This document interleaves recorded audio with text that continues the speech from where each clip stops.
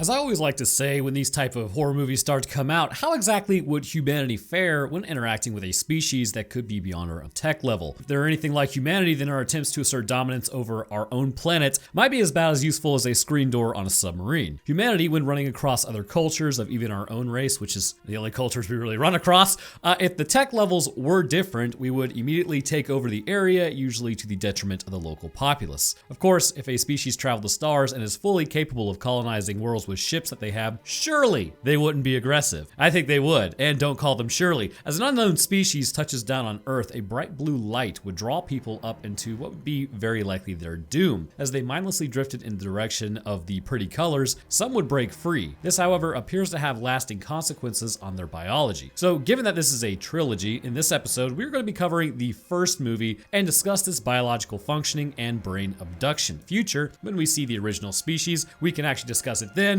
and then even further past that point, there's other things that we need to talk about. But in today's episode, let's discuss how the light is not just a hypnotic beam, but also appears to prep the mind to get ready for extraction, and how a bleed over increases the human strength by unlocking specific fail-safes that are intrinsic to our own physiology. Kicking off our story, I am rogue.com. Are you? No, I thought so. Also, I looked it up, specifically this site. Crazy to think after 15 years it's no longer available. Guess we will never know if I truly am rogue. I prefer paladin myself. The self-righteousness and heavy armor speaks to me on a metaphysical level. These production companies also sound really fake. Rat Entertainment? Sure, why not? As we pan across the city, it's clear we've entered a hive of villainy and scum. Los Angeles, which we all know scholars maintain the translation was lost long ago. As it's early morning, a bright blue light descends, which essentially means the Blue Man Group is attacking Earth. Yes, these are the amazing jokes you come for. It is as much a curse as it is a larger curse. So everyone's then jolted awake as one woman forgets how doors works, almost not making it to the bathroom in time as she starts vomiting. Sweet tribal tap, my guy, shrugs and then goes back to sleep. While she regains her door-using abilities and checks out the living room, she looks out the window and yeah, it's a rager out there. She wakes up tribal tat as the building then begins to shake. And also, I would just like to point out that she didn't rinse her mouth after vomiting. Bold move for the day that you're about to have. He then opens the window to check outside for a second and tells her to stay there, and then he hears a woman scream. His eyes change as veins begin spreading in all directions. Classic alien light exposure, am I right? Welcome to Skyline. Cut to the real horror, air travel. Tribal Tat and his girlfriend are flying in to visit his friend who has officially made it, as they put it, 15 hours earlier. He's scrapbooking like a Sigma male as we meet Turk Turkleton, fresh from his residency. He drops the car off at the valet, then heads up to what is affectionately known as Turk's penthouse, which is looking suspiciously like my GTA 5 suite penthouse.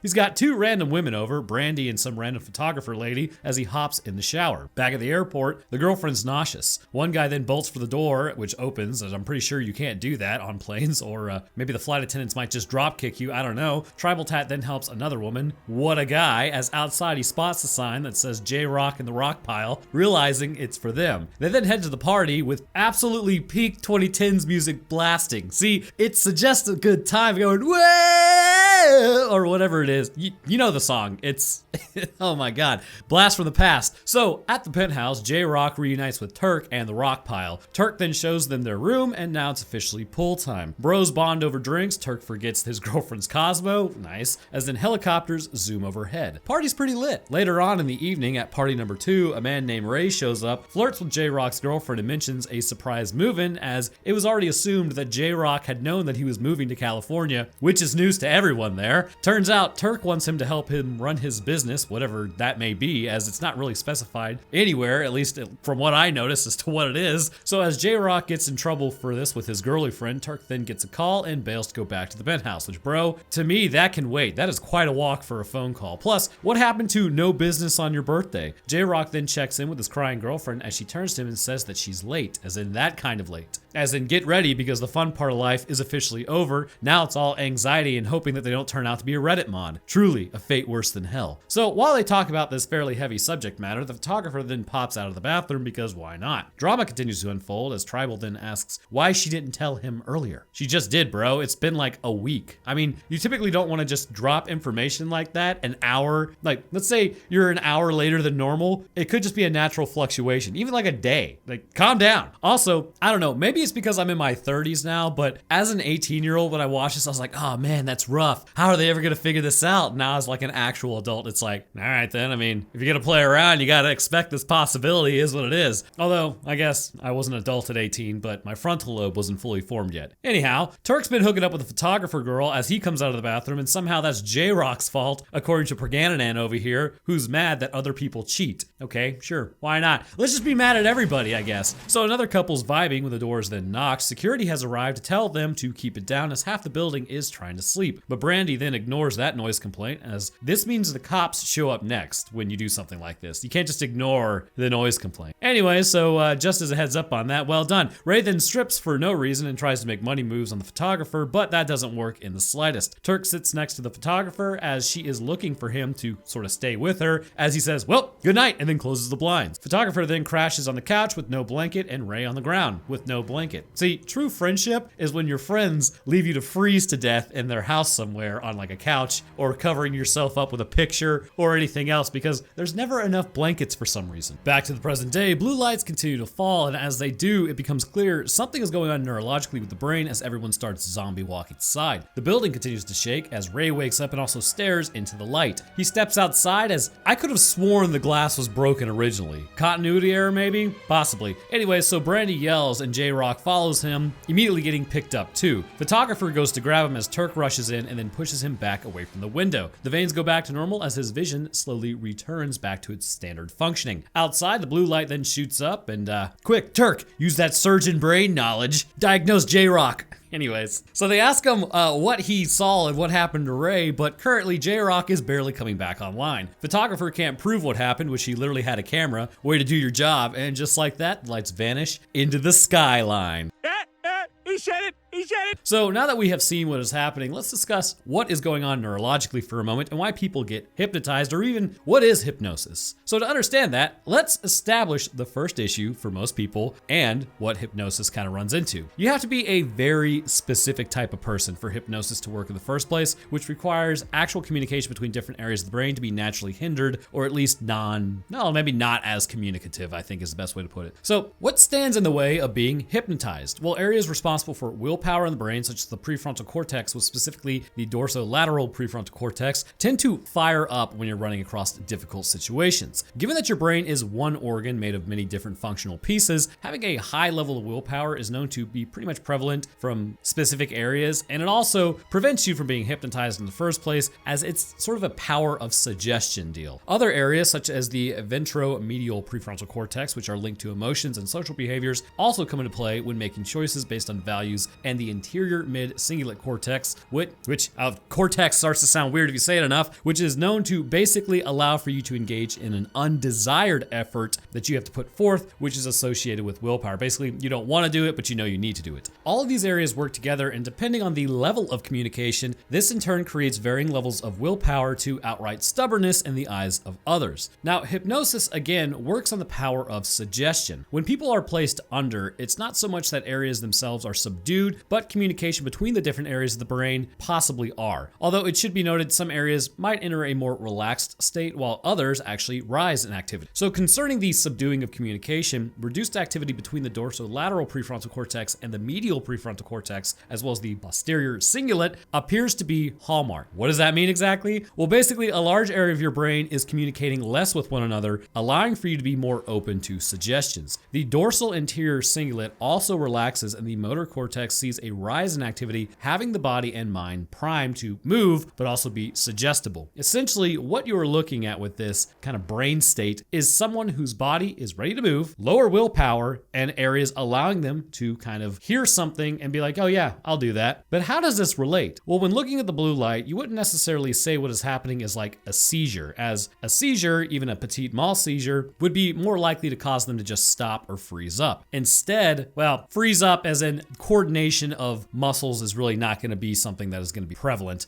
You don't really necessarily freeze. You definitely have a bunch of muscular contractions. But instead, we need to understand what the light is doing. So if we look at how a seizure actually operates, we can quickly understand what is happening with this light, as the eyes are absolutely integral to the hypnosis that people are experiencing. When a person is exposed to flashing lights, the brain's visual cortex becomes overstimulated, which can lead to abnormally synchronized firing of nerve cells that can then recruit nearby neurons to do the same thing. As this happens, the brain will fire in a pattern wave, which results in a seizure. However, to this case, while the visual cortex is involved, I believe what we are actually seeing is a frequency of light that has other impacts on the brain. And given when it hits the eyes, the retinas would in turn transport this information along the optic nerve to the visual cortex. I believe that the optic nerve is inadvertently also recruiting neurons in the brain to fire along certain patterns as well. This firing is extremely close to the dorsolateral prefrontal cortex, medial prefrontal cortex, and posterior cingulate cortex. As a result, the person becomes open to suggestion as the communication between these areas falter due to the recruitment of these neurons, potentially causing them to fire in patterns rather than through communication. This causes the person to become massively open to suggestion, even to their own detriment of their bodies. Essentially, they are naturally drawn in by the pretty lights anyhow, and this subduing of these areas makes it even easier for them to give into that thinking. But it also should be known, these things aren't just waiting for you to kind of like make money moves towards them. They will come grab you. So if they can stop you from moving around for a minute because you're like, ooh, the pretty lights, then yeah, I mean, that works for them. But then what's the deal with the blood vessels? Well, it's clear there are other things at play here than just being open to suggestion. As people's visions return, everything is chaotic and disjointed as the person is said to feel like they are on fire. Sensory disturbances indicate that the nervous system is massively disrupted, which would indicate that these wave patterns of firing do not just stop at the lower areas of the brain. Instead, they would likely permeate through the entirety of the brain and disrupt almost all of the functioning. When the light is then removed, it takes your brain roughly 30 seconds to resynchronize its firing patterns to regain true consciousness. It is at this point, I think the actual brain itself could be damaged to a degree, and as we will see later, consciousness is not necessary. I'm not sure why I said necessary that way, and the brain is more used for its processing ability than it is really for the person that was inside the brain. Because of this revelation, the mind when exposed to the light has certain parameters broken, preparing it to be harvested. However, should you somehow get away from the light and continue to be exposed later, it may actually have a compounding effect, which we will see, but we will get there soon enough. So Turk then closes the blinds and asks J-Rock what did he see? A bright blue light. Very helpful, J-Rock, thank you. He continues on saying that he was being pulled in by it, and suddenly outside explosions can be heard. Turk tells Brandy to open the blinds again, which I'm not sure why you wouldn't just look through the side of the blinds or something. Why do you need to open the blinds? And why can't you open the blinds? You know how all of this works. Anyways, outside, something's moving, probably Shin Godzilla. People then point from the roof down at the creature, as now Turk also wants to go check it out. This is definitely man math activating right here. So grabbing a camera and a force multiplier, they then head to the roof. And I'm not gonna lie, I'd be doing the exact same thing with my friends. Heat in hand, and then creep down the hallway as the building's continuing to groan, which is a pretty bad sign. But then again, no good story starts with I drank milk and stayed home. So off to the roof we go to get totally ganked. They pass an old man and his dog as Turkleton tells him to just stay in his room, and then back at the penthouse, Brandy is on her BlackBerry, but it's radio silence since 4 a.m. On the TV, empty chairs and emergency alerts. That's probably comforting. So as they hit the roof, the sun's out and the hangovers are blazing. The waterway's dead quiet as J-Rock continues walking out. This lets him,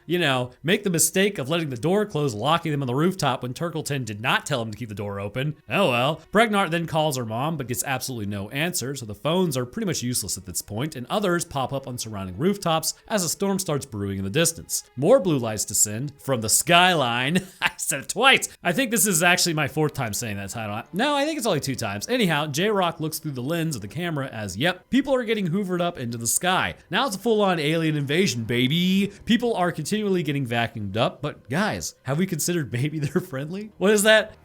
I think it was a pastor. Have you ever been swallowed up? I have no other place to use that reference, and this is the only area that makes sense. So Turkleton then blind fires at the door in order to get it open, which, my man, you might want to try aiming that bad boy. And in the commotion, though, an alien ship locks onto them. Pregnart arrives just in time to almost get shot as she opens the door and then gets lit up and yanked by the two who are not kind of currently hypnotized, but they do manage to pull her back inside. She says that her entire body is on fire. Also, there's still, no one has brushed their teeth yet.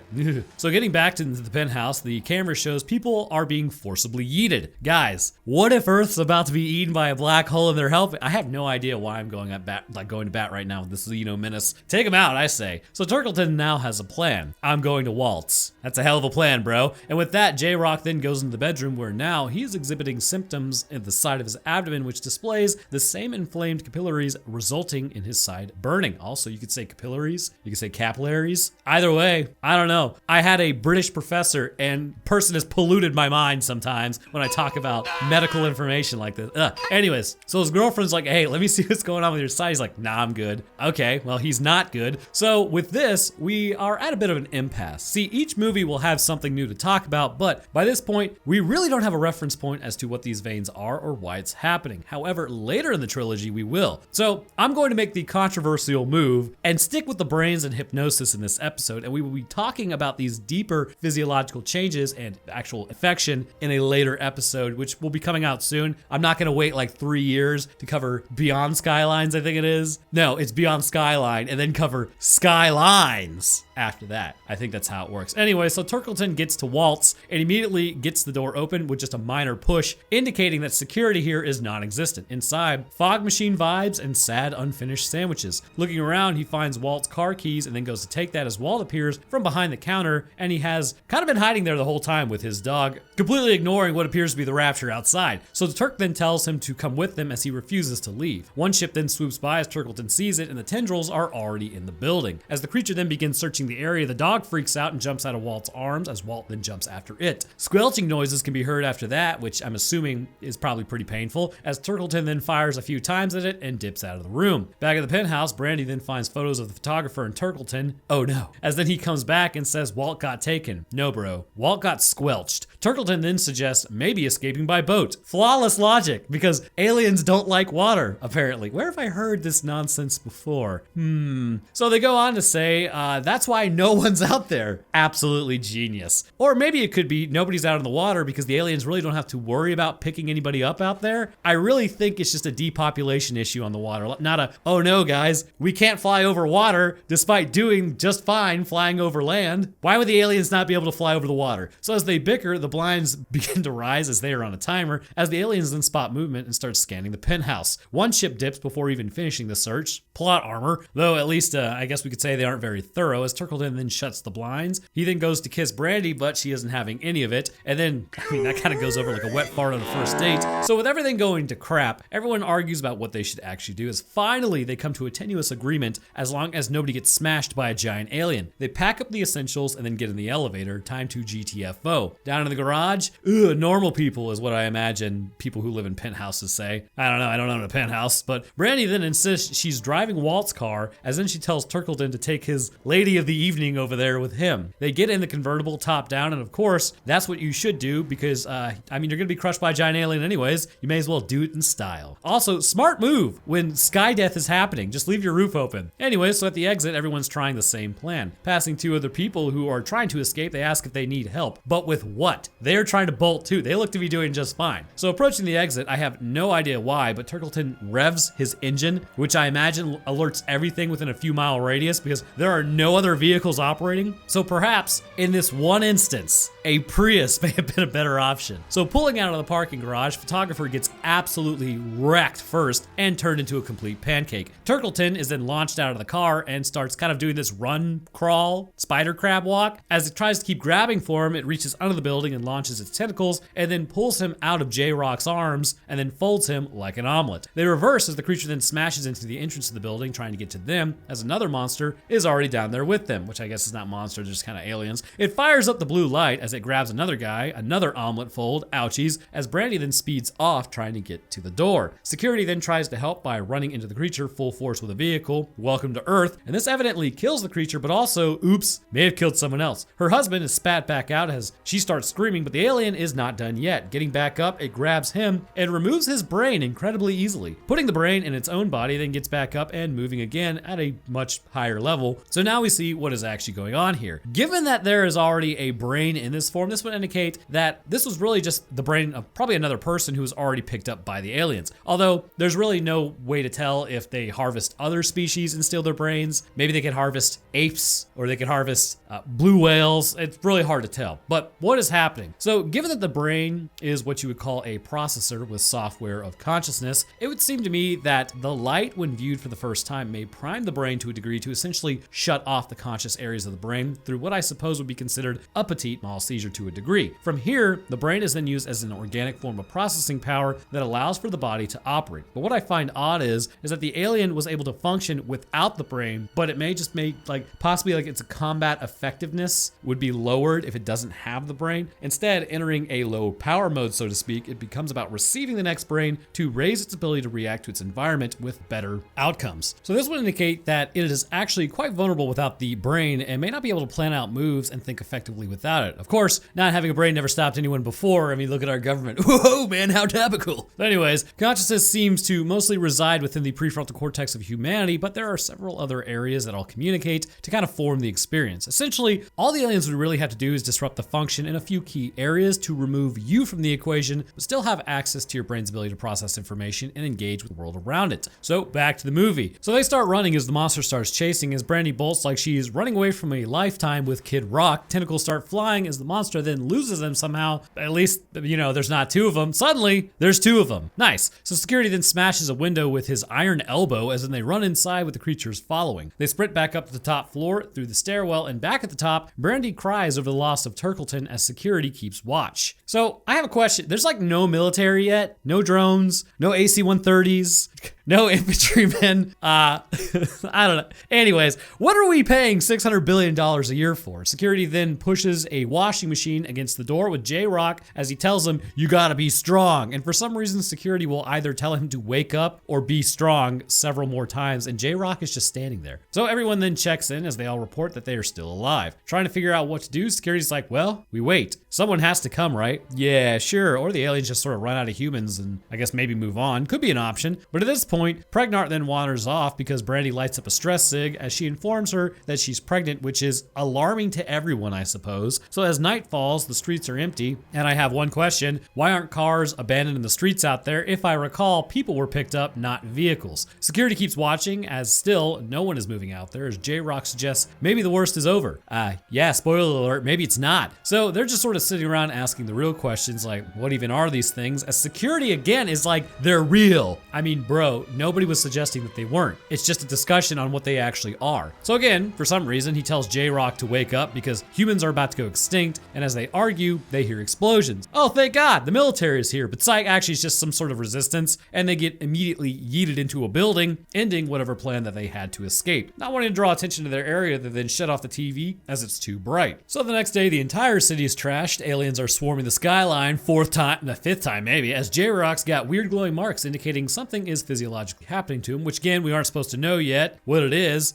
It's an infection, as Pregnart asks him if he feels good. He responds saying, actually, I feel powerful. Now that's never ominous. At this point, they're just hanging out now. No water, no hope, no food, unfinished sandwiches back at Walt's house, but you should have probably rationed everything by filling a bathtub or sink, which, fun fact, just so you know, if ever you're in a situation, zombies, aliens, power outages, I don't know, always fill up your bathtub, fill up your sink, get as much water as you possibly can. You can survive for 3 weeks without food. You can only survive for 3 days without water. So getting tired of sitting there, J-Rock says the marina's right across the street. They should just make a run for it again. Security is holding it down as he informs them, well, they fly, genius. But sure, let's retry that same plan. Why fix what already is broken? So suddenly the camera feed lights back up. And I need to know who this cameraman is that is still out there. Like, is someone from the news on a rooftop somewhere, just perfectly positioned? So jets, stealth bombers, and drones make a break towards the main ship as the Air Force has finally arrived. What a swift and speedy rescue. So coming through with like a Freebird solo, they finally get a nuke to the mothership as the stealth bomber makes it close enough to fire that thing off before getting like exploded half a second later, which I gotta tell you, this part was metal as hell. Anyways, getting that direct hit, everyone ducks from the blast wave as the ship then starts going down. However, in the middle of celebrating, the ship ship starts reforming itself. Not necessarily an ideal situation. Security then covers the windows with bed sheets because that's clearly what'll save them, and yells at J-Rock for wanting to leave. The military drops in, but J-Rock wants to kind of leave as he brings up a good point. Between the aliens and the radiation, we're all toast. He's juiced with power and lifts security up like he's nothing after they have a nice little fight together. So convincing Pregnart, he then heads to the roof. Brandy's like he's gonna get her killed, but interestingly, this does highlight something about the human body. So right now, which is one of my favorite factoids, at least for the year, we only use roughly about 30 to 50% of our available strength, which is all some people will ever have access to. So if you lift a weight or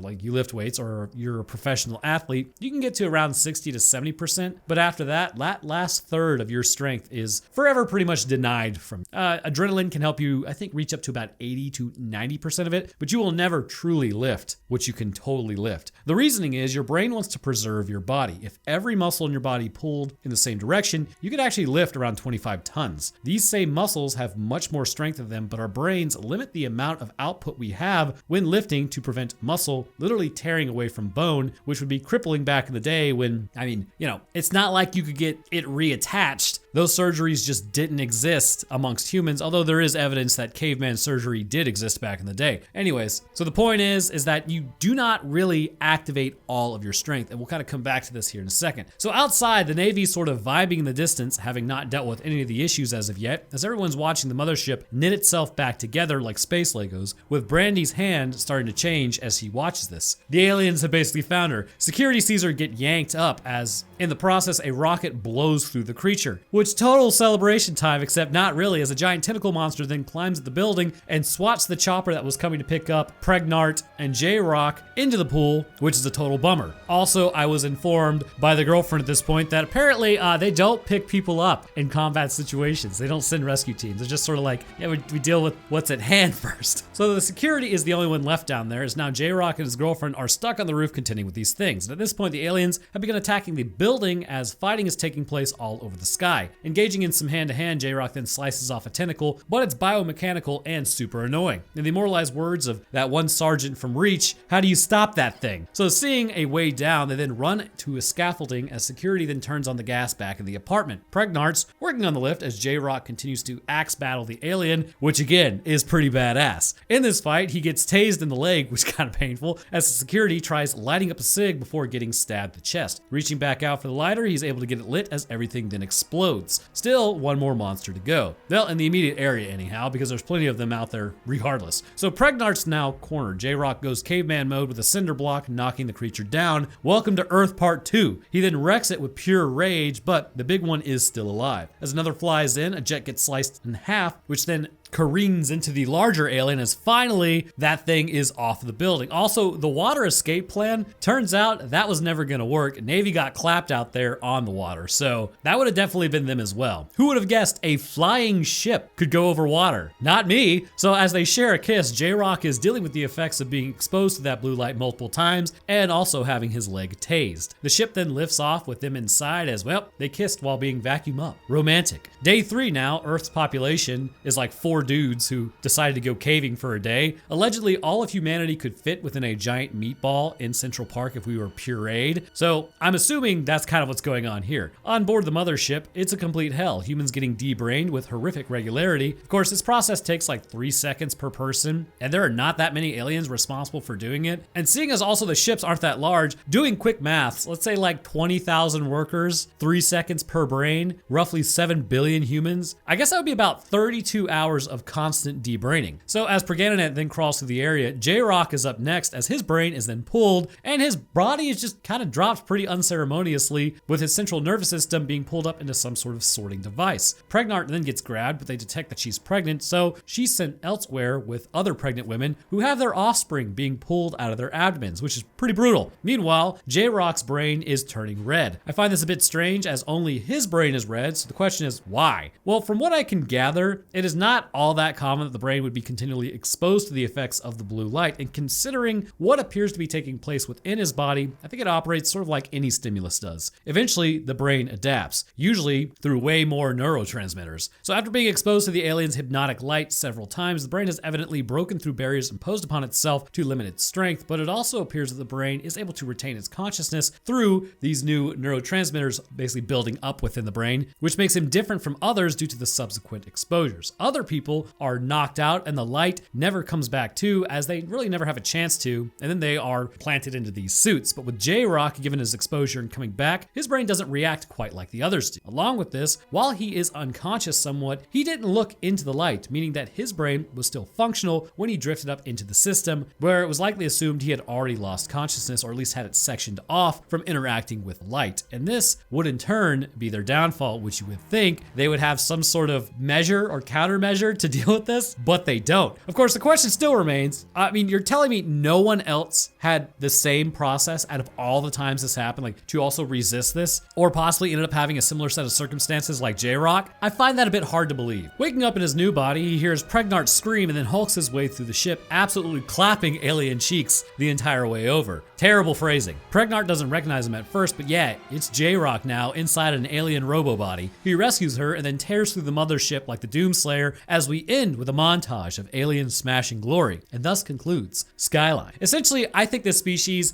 given what I've kind of read, and I still gotta watch the other ones, obviously the brains are being used as a processing power more so than just like, oh, well, let's use them to kind of think. So that means the consciousness is actually in the alien bodies, or like the alien mechanical bodies, and we'll talk more about them in the future when we see like the real species. But these guys are kind of more just workers. So it's sort of like you're just equipping a new brain, cutting off a section of its consciousness, and then using those bodies to kind of do the work for you. It's basically forced servitude with extra steps, I guess is the best way to put it. But we will continue on in the future. So I want to thank you guys for watching. I'm going to cover the actual alien species in the next episode that I do, and we'll also learn more about them, and then we'll talk about the infection that seems to be spreading. But until then, I want to thank you guys for watching. I'll drop my Twitter, Discord, Patreon, Roanoke Tales, and Roanoke Games link, where I live stream in the description. But speaking of patrons, I'd like to thank mine real first. Huge thank you to our astronaut, Bananas Are Epic. Thank you, my man. Next, I'd like to thank our astrophysicist, Death Dancer. Thank you as well, dude. And I'd also like to thank our scientists, Dakota23, Invictus Echo, Metric System, Ocean Gate was a cover-up for an anglerfish attack, Official Texan, and Stutz. And to the rest of my patrons, you guys are absolute ballers too, and I do appreciate your support. All right, that's gonna do it for me. I hope everyone enjoyed, and I will see y'all in the next one.